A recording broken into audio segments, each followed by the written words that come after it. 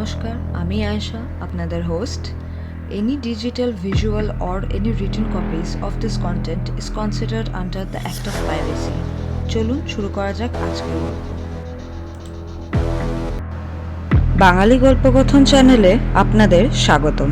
আজকের গল্প মানিক বন্দ্যোপাধ্যায়ের লেখা হারানের নাচ জামাই পর্ব 3। তার পাশের বাড়ির হারান ছাড়াও যেন কয়েক গন্ডা হারান আছে গায়ে।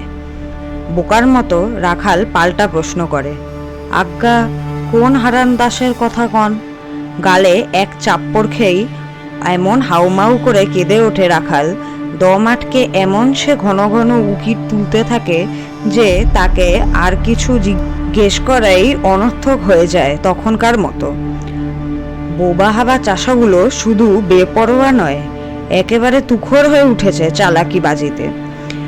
এদিকে হারান বলে, হায় ভগবান। ময়নার মা বলে, তুমি কেন করবি কি? বলে, কিন্তু জানে যে তার কথা কানে যায়নি বুড়োর। চোখে যেমন কম দেখে, কানেও তেমনি কম শোনে হারান। কি হয়েছে ভালো বুঝতেও বোধহয় পারেনি, শুধু বাইরে একটা গন্ডগোল টের পেয়ে ভরকে গিয়েছে। ছেলে আর মেয়েটাকে বুঝিয়ে দেওয়া গেছে চটপট। এই বুড়োকে বোঝাতে গেলে এত জোরে চেঁচাতে হবে যে প্রত্যেকটি কথা কানে পৌঁছাবে বাইরে যারা বের দিয়েছে।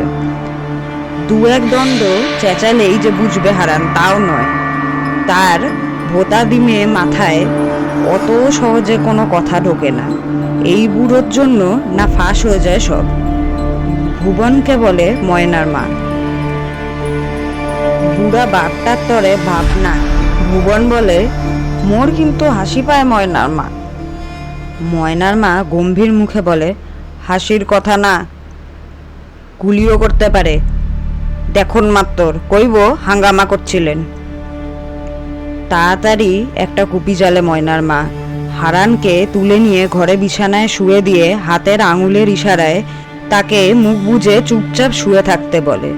তারপর কুপির আলোয় মেয়ের দিকে তাকিয়ে নিদারুণ আফসোসে ফুঁসে ওঠে, আহ, ভালো শাড়িখান পরতে পারলি না বলেছ নাকি? ময়না বলে। ময়নার মা নিজেই টিনের তরঙ্গের ডালাটা প্রায় মুচড়ে ভেঙে তাঁতের রঙিন শাড়িখানা বার করে। ময়নার পরা ছেঁড়া কাপড়খানা তার গা থেকে একরকম ছিনিয়ে নিয়ে তাড়াতাড়ি এলোমেলোভাবে চড়িয়ে দেয় রঙিন শাড়িটি। বলে, ঘোমটা দিবি, লাজ দেখাবি, জামাইয়ের কাছে যেমন দেখাস। ভুবনকে বলে, ভালো কথা, শোনেন, আপনার নাম হইল জগমোহন, বাপের নাম সাতকড়ি, বাড়ি হাতিনাড়া, থানা গৌরপুর।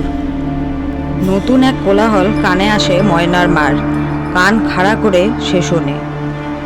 কুপির আলোতেও টের পাওয়া যায় প্রৌঢ় বয়সের শুরুতেই তার মুখখানাতে দুঃখ দুর্দশার ছাপ ও রেখা কি রুক্ষতা কাঠিন্য এনে দিয়েছে। ধুতি পরা বিধবা বেশ আর কদম ছাট চুল চেহারায় এনে দিয়েছে পুরুষালী ভাব। আজকের পর্ব এখানেই শেষ করলাম। Please do not forget to like, share and subscribe Bangali Golpokothon channel for the 4th part of the story as we upload new episodes every day. Thanks for tuning in.